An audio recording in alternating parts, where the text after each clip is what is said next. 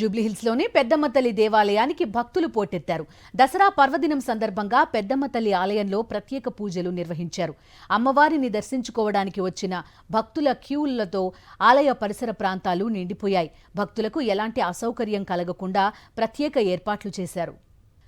పెద్దమ్మ తల్లి ఆలయం దగ్గరున్నారు మా కరెస్పాండెంట్ అనుశ్రీతో మాట్లాడదాం. అనుశ్రీ, చెప్పండి, విజయదశమి సందర్భంగా అందరికీ విజయాలు కలగాలి అని ప్రార్థిస్తూ అమ్మవారిని దర్శనం చేసుకోవడం అందరికీ సంప్రదాయం, అలవాటు. చూస్తున్న పెద్దమ్మ తల్లి దేవాలయం మొత్తం కిక్కిరిసిపోయి కనిపిస్తోంది. ఎలాంటి వివరాలు ఉన్నాయి మీ దగ్గర?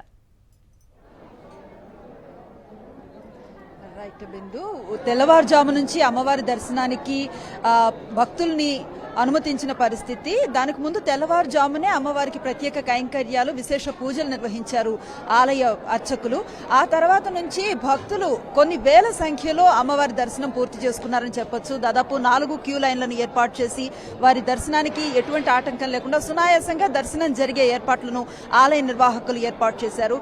సో మనం చూస్తూ ఉన్నాం, ఫ్లో ఏమాత్రం ఆగకుండా, ఎక్కడా తొక్కిసలాట లేదా తోపులాటకి ఆస్కారం లేకుండా చక్కగా భక్తులు సునాయాసంగా అమ్మవారి దర్శనం చేసుకుని ముందుకు కదులుతూ ఉన్న దృశ్యాలే మనకు కనిపిస్తూ ఉన్నాయి. అలాగే ఈ పర్వదినాన్ని పురస్కరించుకొని ఆలయం అంతా కూడా విశేషమైన పూలతో అలంకరించారు. మన కెమెరామ్యాన్ సుధీర్ మనకు ఆ దృశ్యాలు చూపించే ప్రయత్నం చేస్తూ ఉన్నారు.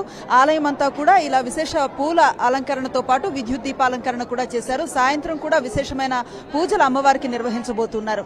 అలాగే ఆలయ ప్రాంగణంలో ఎడమ వైపు అమ్మవారి అలంకారమైనటువంటి రాజరాజేశ్వరిదేవి అలంకారంతో అమ్మవారిని కొలువు తీర్చారు. అలాగే కుడివైపు ఆలయంలోనే అమ్మవారికి కుంకుమార్చనలు నిర్వహిస్తూ ఉన్న పరిస్థితి మనకు కనిపిస్తుంది. అలాగే ఆలయంలో గర్భాలయానికి ఎదురుగా అమ్మవారి నవశక్తి రూపాలు ఏవైతే ఉన్నాయో ఆ రూపాలని ఇక్కడ కొలువు తీర్చారు. వస్తూ ఉన్న భక్తులు అమ్మవారిని దర్శనం చేసుకోవడంతో పాటు ఈ బొమ్మల కొలువును కూడా చూసి సంతృప్తి చెందుతున్న పరిస్థితి.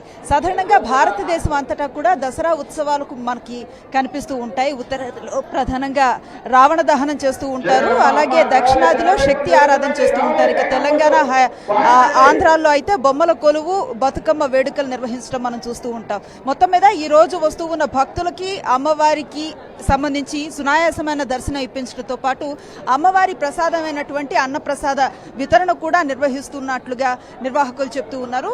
ప్రతిరోజు 1500 మంది భక్తులకి అన్నదానం చేస్తారు. ఈ రోజు సంఖ్య పెరిగినా కూడా ఎవరికి ఇబ్బంది లేకుండా అమ్మవారి ప్రసాద వితరణ కూడా చేస్తామని నిర్వాహకులు చెప్తున్నారు.